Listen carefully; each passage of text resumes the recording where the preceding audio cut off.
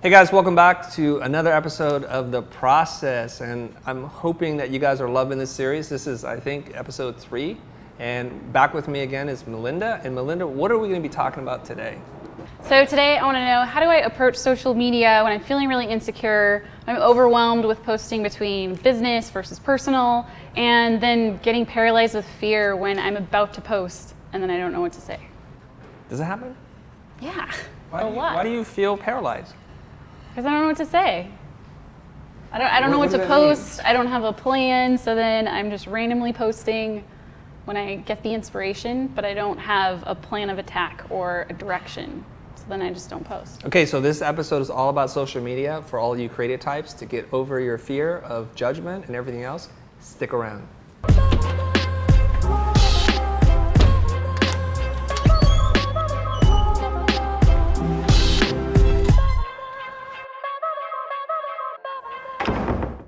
All right, welcome back. We're all about social media today.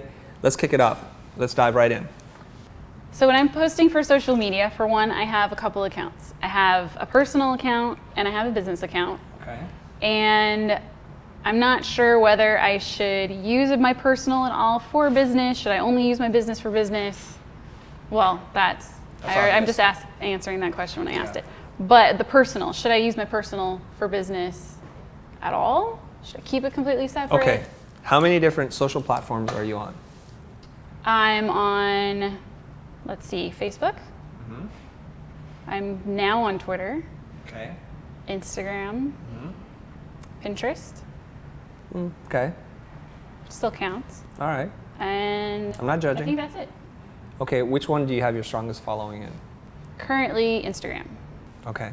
And you have 2 accounts, so let's open up those 2 accounts. So the first one is your professional account, Yes. which is Marks and Maker, and right now you have 757 followers. Okay. And how old is that account? That is about a month old. Okay, that's great, by the way. You guys, if you have 757 followers and you've only been up for a month, that's fantastic. All right, what else? So then I have my personal, that really has been just personal, and I'm at 301 followers. Okay. And how long has that account been up? Probably since Instagram started. Like 3 years? Probably, yeah. Okay. What is that telling you? That I shouldn't use personal for business. Okay. What else is it telling you? That I don't have very many followers. Well, without judgment. Take the judgment away. Let's just look at the hard. numbers. Is it hard? Yeah. Why? It's hard to look at something objectively, especially when it's myself. I'm very self-judging. Okay. So one of the things I want you to get into the habit of doing is there's things that you make, and I want you to be really passionate about it, and I want you to put all your heart, soul, and love in who you are when you make it. But as soon as it releases your hands, as soon as you hit enter on the keyboard or hit Command S on the save button, it's somebody else's work, it's somebody else's thing. And bring that kind of level of detachment so that if people are throwing darts and arrows at you, it doesn't impact you at all. It's just another piece, it's another image on the internet, okay? You're able to do that for other people's work. Let's start to train internally how to do that for ourselves, okay? And we have to be able to do that. And that has really helped me out. If I had taken on a different approach when I was at school, I would probably be a very different person today. I knew very early on when I presented work from the first semester when I was at Art Center that that's just work, and I'm here and I wanted to take notes as if it's somebody else's work. And I could see the differences between the way that I grew and learned as opposed to the other students. The other students were being defensive, they were putting their guard up, they were like trying to figure out they just weren't listening. And you can see it, and it's very evident because what would happen inevitably is that next week they would repeat the same mistake. Now, if you want to go one level up from that, when the critique is going on, you get your critique, you take all your notes, and then the next person, you take those notes as if it's your work. So I would often see that people would tune out as soon as their work was done. They would relax, and you could see their body language change, their shoulders would sink down, and they'd be all right, cool. I don't need to pay attention anymore. What a tragic thing. You have the opportunity to learn from 18 other human beings that are creative, and you can grow that much faster. Now, some of you guys are probably sitting there thinking, well, what's this got to do with me? I'm not in school anymore. I'm out in the real world. Can you apply that same kind of thinking to your social platforms? Yes, you can. What I do is I go and look at other people's work. What are they posting? How often are they posting? What are they saying about their work? How are they interacting with their fans and followers? And I study as if I'm back in school again. So I'm looking at my work as if somebody else did it, and I'm looking at other people's work as if I did it. Why are we isolating ourselves? That doesn't make any sense to me. So I'm looking at this and I see, okay, on one hand, you've had an account for 3 years or so, even longer, and you have basically 100 followers per year. Now, without judgment, that's not a gigantic number, okay? Especially if you're early on or early in on the Instagram game. Switching over to the other side, you've created something now that has resonated with people because within a month's time, you've gained 757 followers. Why do you think that's the case? For one, because it's very focused. Okay, focus. To a specific target. And so people know what to expect. And I remember what you had mentioned in the Art of Social webinar, just about creating an account that's like a magazine. So people know when they sign up, they know what to expect because there's so much noise in the world that creating something that is consistent and people know what to expect, they're more likely to follow. And so I did take that approach when I started this. Okay. So what else do you think it is? So consistency is important, having focus and curating what it is that you feed. Because if we look at it like this, guys, there are a lot of places where we get our information from. And we'll go to different places to get it. But when you kind of take a buffet, smorgasbord kind of approach, I don't know what to get from you, so I'll get what I want from somebody else. So Marks and Maker is all about deconstructing logo design based on golden ratio, golden means, and doing grid work. There's something else that you're doing that's really important here. I hope you're able to tell me, and we'll see if you can figure it out. Why do you think there are more followers on this account versus the other account?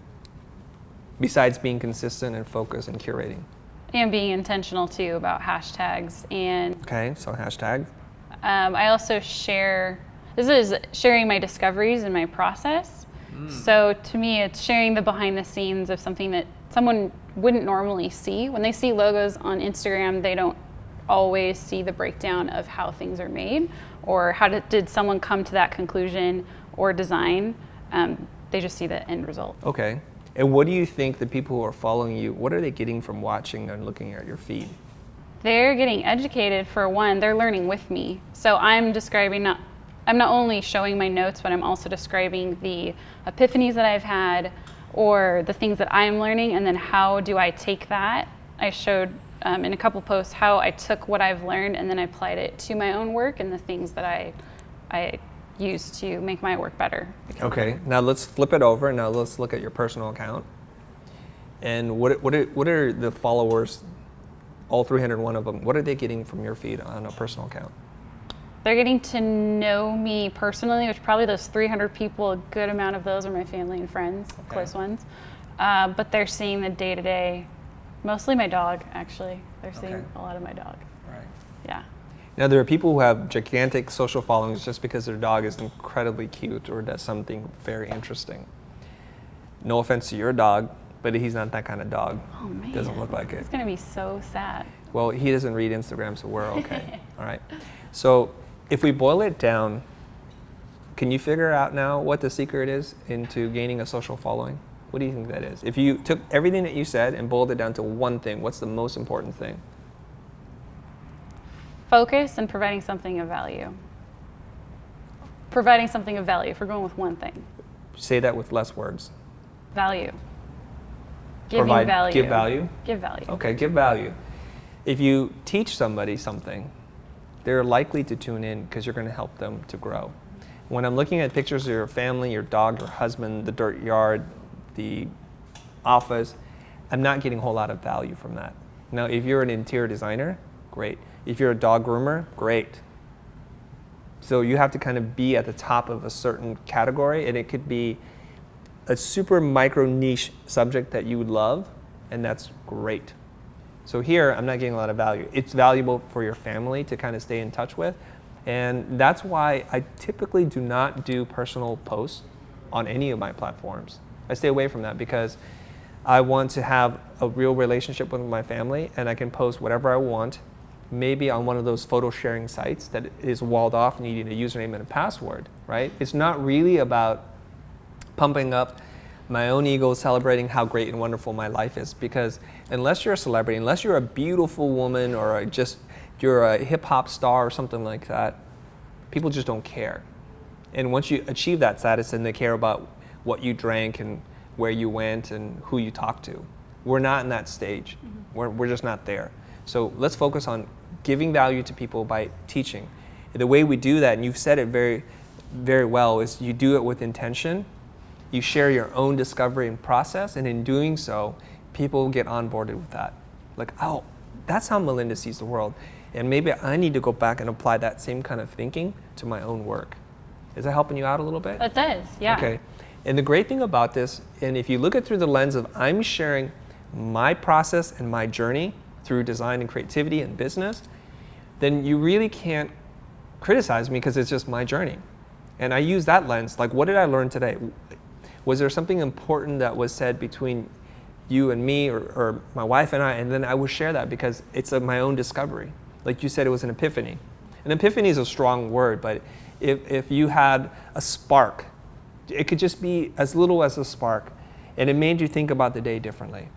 And if you saw an act of kindness somewhere and you're thinking, wow, that touched me, talk about how it impacted you.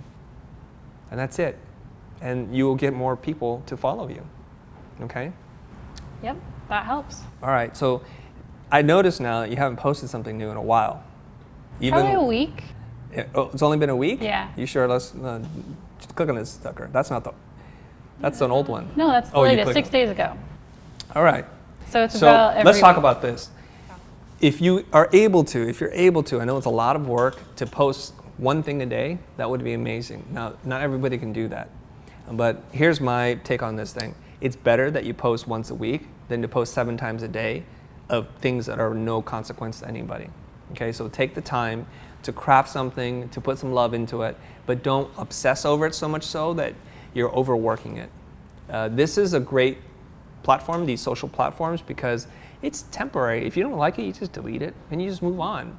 What's more important to me is when you post something, look at how much engagement you get from it. Are people liking it? Are they commenting? Are they adding questions? Are they engaged in what it is, the conversation? And then respond to them if you have the time, okay? And I say this, and it's kind of a funny statement. I will say something like, I love having deep, meaningful conversations with complete strangers that I would never meet. And I really do, because they ask some very profound questions. And it's gotten to such a point now that I need a whole team to help me, because I'm scattered all over different social platforms. And so I have a remote team working on it. I have some staff here working on it. I've now enrolled my son, he's working on it. So they're all grabbing the questions and putting it into a database so that I can build up something. And maybe this will turn into something greater, I don't know yet. Okay? Mm-hmm. All right. Did we take care of a lot of your questions? Yes, we did, but I still have more.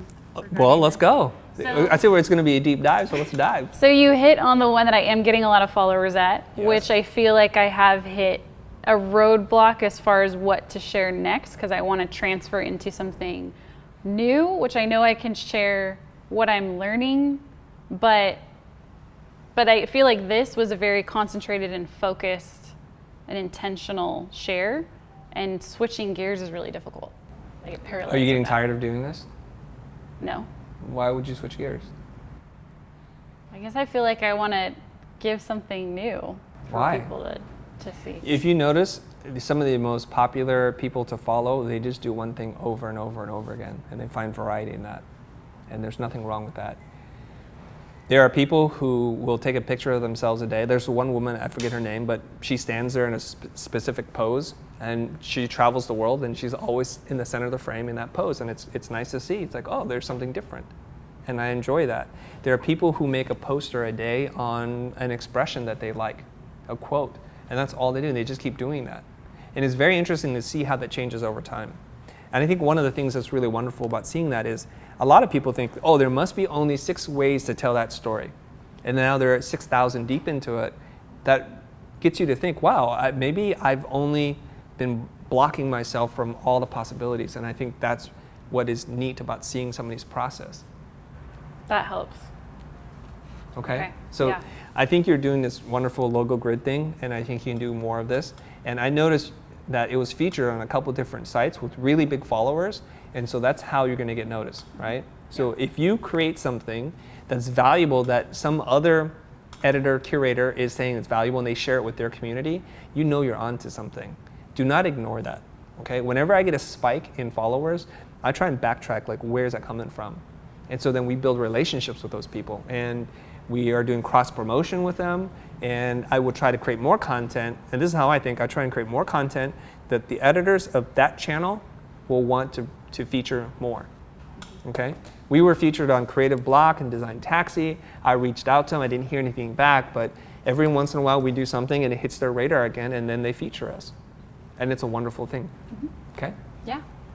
So we've hit on the one account that I do have followers on. Now, what about the ones like Twitter, for example? I just started that account, and I don't even barely, for one, I don't know what to say, and then I do need to learn more of how to use it and not just technically, get into, right? Not technically. Right. I mean, how to use it as opposed to how to post something on Instagram or on Facebook. like it's different. It's a different way of sharing information, the character count, but just getting into it has been really difficult for me. Okay. Now, I think, and correct me if I'm wrong here, I asked you to create that account so I can tag you on it. And so it's largely dormant. And this is a trick. This is a trick, guys, because you need to have different strategies for the different platforms. Don't get really lazy about this. Don't take one Instagram post and shove it to Facebook and to Twitter and to jam it out to Pinterest. Because it's my opinion that you teach people not to follow you on other platforms because it's really repetitive and it seems lazy. When I see that, I'm like, oh my God, they're doing the same post. So all those kind of automation software that does that for you, I used to do that and I was thinking, this is lame. I don't want to follow people who just put out one piece of content and jam it out to 4 different channels. Why would I do that to people who want to follow me? So it forces me to continue to think about content and package it differently for each platform. Okay, Twitter has a character limitation of 144 characters. I'm not good enough in English to be able to write in 144 character chunks. So I had to create a hack, and the hack for me was, hey, I can type things in Photoshop, in Keynote, and Illustrator, so I can cheat the whole system by creating a long text block. I'll throw it on a brightly colored background, and then I will try to give a person a reason as to why they want to share that image. So I'm creating a text image and then writing about that text image with text. And that sounds crazy, but that's what I do, okay? Where do I get ideas from for this? Well, you remember how I was talking about having these meaningful conversations with strangers? Every once in a while, I rub up against somebody and they're stuck and they're having some kind of creative block. And I say something, and I say it sometimes in an angry tone, and then they're like, yes, I totally get that. And I was thinking, bing, there's a tweet. Or my wife will say something funny to me, and I'm like, honey, you can't be a worrier, you have to be a warrior. And then that turns into my tweet. And then I create a graphic. Now, the neat thing about Twitter, and for all of the graphic designers that are out there, use your design training, your trade, to help you. If you're a comedian or if you're a writer like J.K. Rowling, of course you can just use Twitter the way it was meant to be used, but put an image in there. Use your skills in design, typography, layout. If you're an illustrator, put an illustration together and then attach it to a tweet. I think it's going to be seen. Like when you're scrubbing through the timeline, you can see like, oh, that's interesting. So the image draws you in, and the text is very important because it allows it to be retweeted and favorited. I've done experiments when I've just put in an image and just a few words. It tends not to do that well. So an image with a quote or saying or something along those lines. What?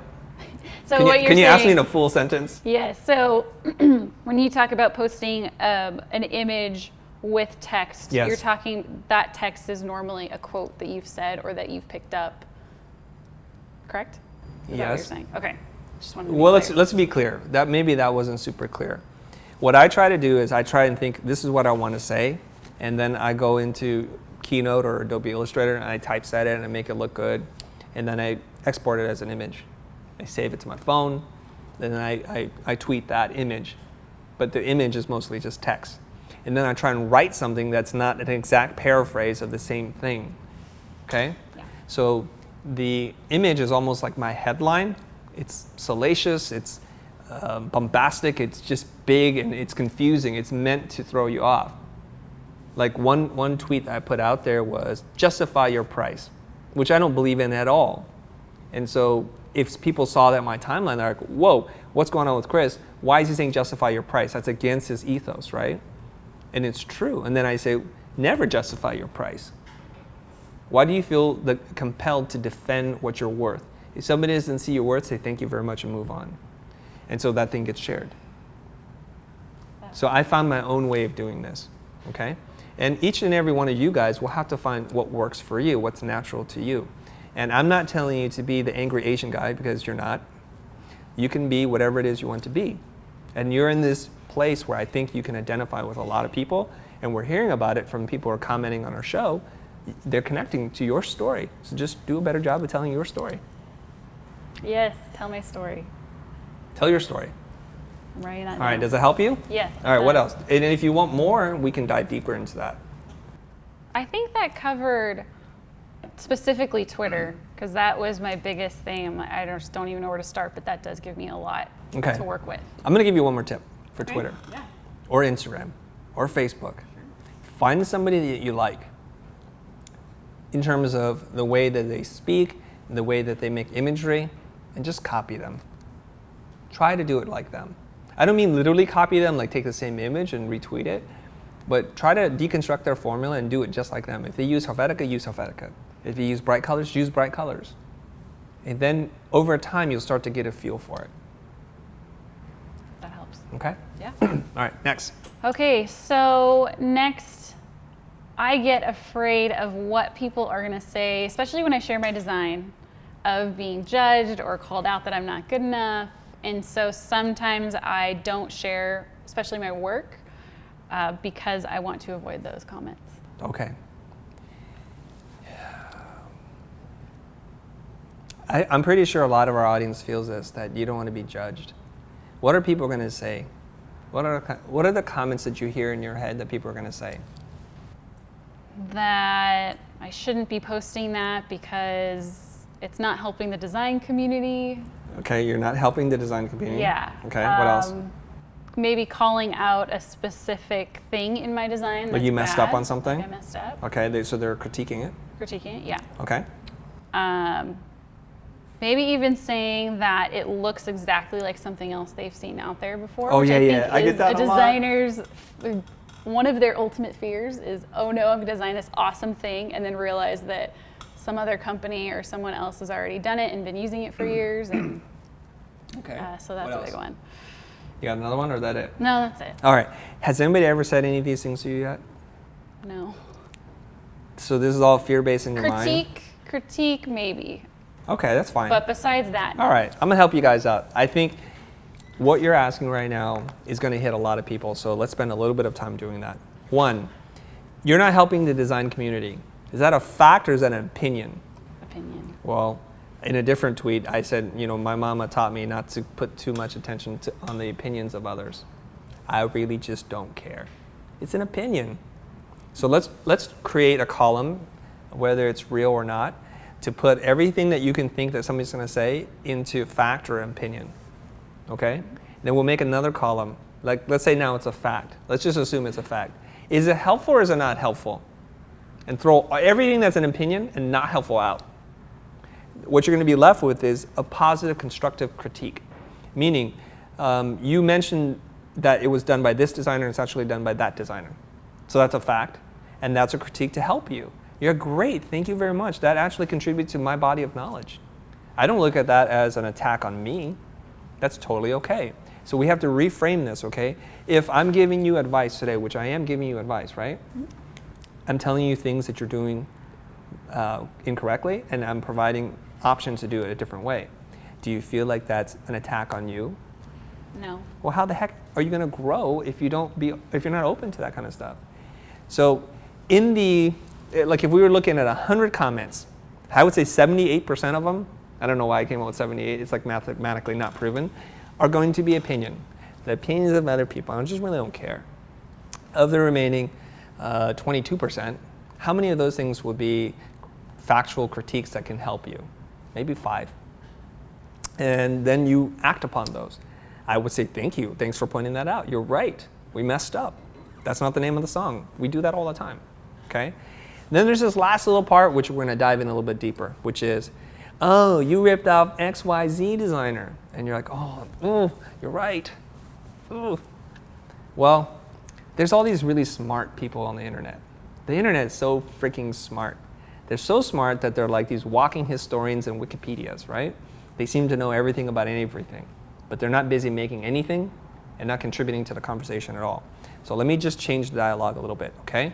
Here's my belief, and I just did a talk on this recently about the concept of being original, okay? Because you don't know where something comes from does not make your work original. So you're shocked and horrified that this thing that you thought was a breakthrough was actually a concept that had been circulated, and if you dig into it deep enough, you will have seen now it's been recirculated 5 times. So my whole thing is, guys, let's just be honest with ourselves. I think it's super arrogant to think that you're doing original work. Everything that you're doing is a reflection of all your life experiences. Now, if you grew up in a white room, devoid of visual stimulation, by yourself, you could develop your own language, your own art form, you can make your own media, but realistically, that doesn't happen. I think it's stupid, I think it's asinine, I think it's arrogant, I think it's foolish to sit there and think, this work is original. Well, I don't give a flying F about being original at all. I'm just in this space to learn. I just want to learn. And so I did a little illustration, and I'm not even shy about where I stole it from. I don't care. I just wanted to see if I can draw it. How hard is it to draw this thing? That's my challenge to myself. I don't really care. So, of course, people are like commenting, oh, you ripped off this Argentinian, or there's an Indian artist. Like, I don't care.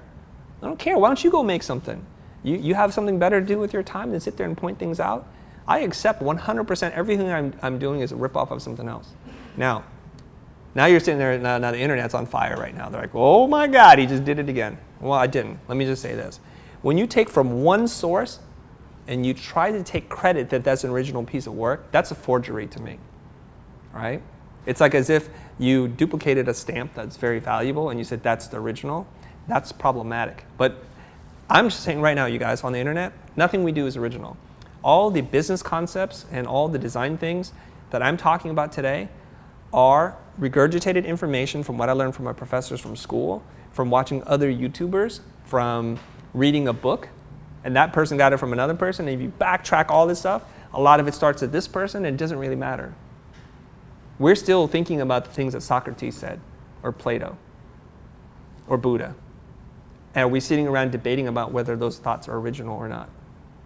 And these are things that are hundreds, thousands of years old. Why are we here?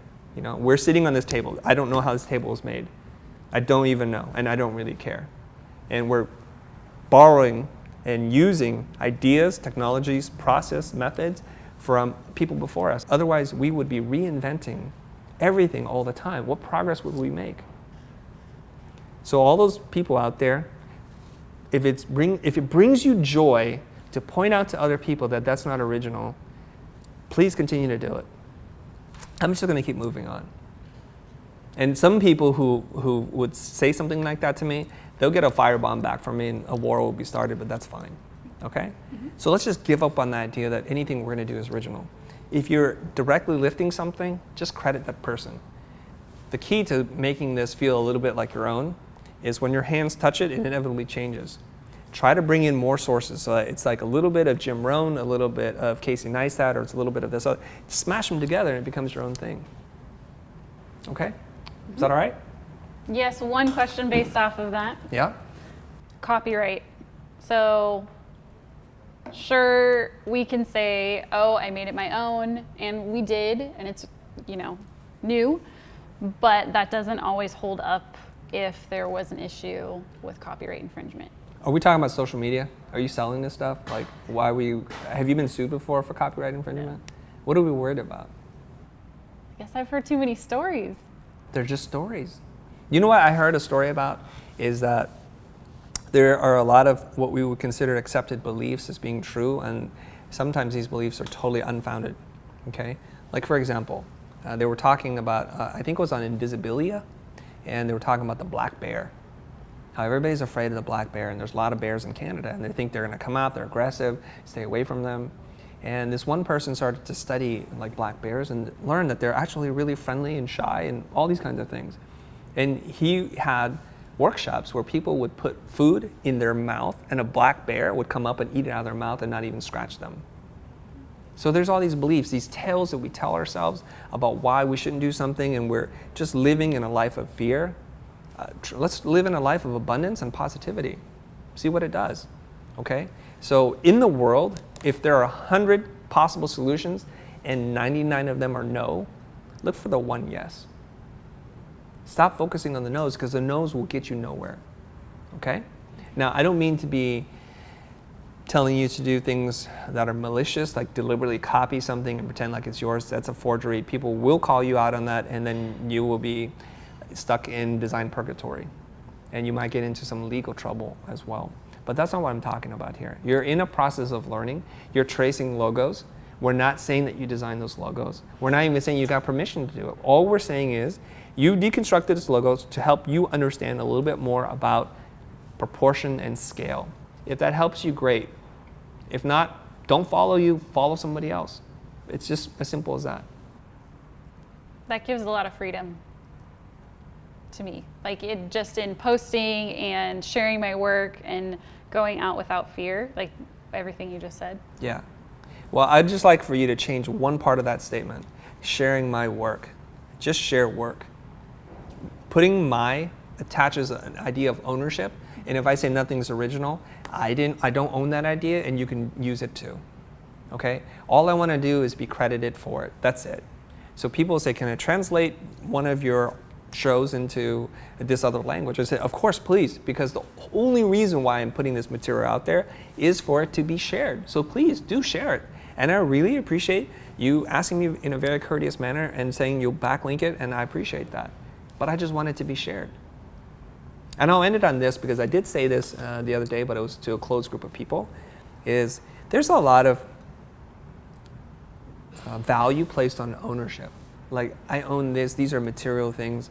And I just think, you know, when settlers came to America and they took the land from the native people who lived here, I think it was an idea that was offensive to them, that you can own land. Like, who said this land was here before you, it'll be here after you, and it'll be here when there are no humans left. And the idea of owning land was offensive to them. But today, we buy and sell land. We buy and sell water. What else are we going to do? Are we going to buy and sell air too? Maybe that's already happening. I don't know. So let's give up this idea of ownership. I think what we're doing is we're on this earth for a very short period of time. What we need to do is be good custodians, and we're borrowing. We're borrowing it for a very temporary period of time. And the best way I know how to honor that privilege, is to share it with somebody else. And that's it. So whether it's an idea, a concept, a design, some raw materials, just try and share. Okay? That's it. Anything else on this one? No, that's it. All right, why don't you wrap up the show? Let's do some action items. What do you need to do differently from here on out? So I'm not going to use my personal Instagram for business. I'm either going to keep that completely separate and private somewhere else where the public does not see. So keep that separate. Focus on being intentional, sharing, still going forward with my marks and makers and just showing the logo studies and keeping with that and going deep into that and explore everything I can within that subject. So those are my two big ones. And Twitter, approaching it, finding someone that I can emulate or copy across all platforms, but also with Twitter in particular to maybe pull out some quotes that I've either said or that I found and share them and make them shareable through images. Yeah. The number one thing that you guys need to do this is, if you're gonna put something out there, it's not really about you and your life and how beautiful you are. It's really about trying to help somebody, and the way that you can help them is just to share your process, to document your process and your journey throughout your life and your career. It could be about something that you learned in a personal like for a personal relationship dynamic. It could be about how you're able to overcome a client conflict, or maybe you had a breakthrough moment on a piece of design that you're working on. Share that process. If you make it valuable for someone else, chances are they'll see the value in it as well. If you make it about yourself and doing a ton of selfies, that's really about you. And frankly, you're just not that hot. Not you, I'm just saying you guys. You're just not. All right, that's it. Thanks for tuning in, you guys. Please, if you enjoyed this episode, give it a big thumbs up, and we'll be reading your comments below. Thanks for tuning in. See you guys next time.